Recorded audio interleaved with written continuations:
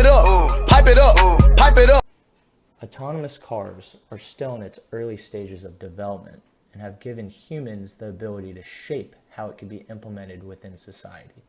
Utilizing the Scott theory and black box theory, I considered three major stakeholders: designers, regulatory bodies, and consumers, whom are responsible for how safety regulation of autonomous cars influence transportation systems in the United States.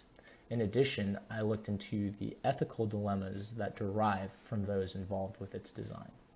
Designers are currently taking a cautious, go-slow approach in implementing their designs. Specifically, they have stressed that they want to obtain sufficient evidence that their autonomous cars are safer than a standard car.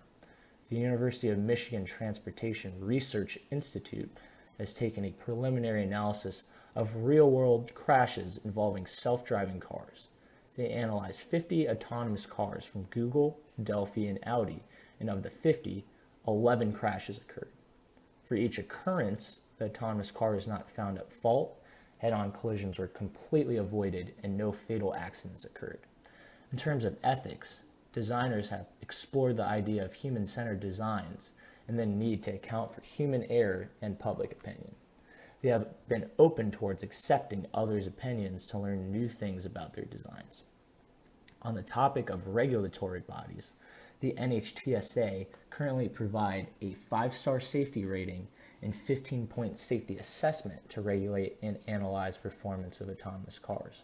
Additionally, they have released model state policy which covers how states can license autonomous car drivers, how to educate them, traffic law and enforcement, inspection, and vehicle insurance.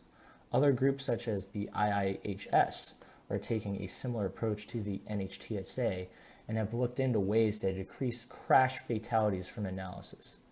Major manufacturers like Google, Volvo, and Mercedes, however, are currently accepting responsibility and liability if their technology is at fault for crash-related incidents.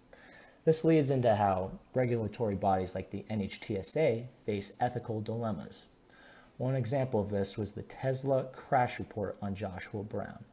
The NHTSA released that the driver had 7 seconds to react, but didn't, and stated that Tesla's individual components of the autopilot worked as expected.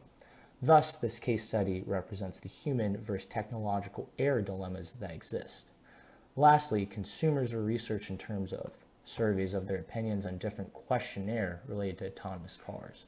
The survey showed an ambivalent public opinion in terms of safety and that a sense of control should be a priority with these cars.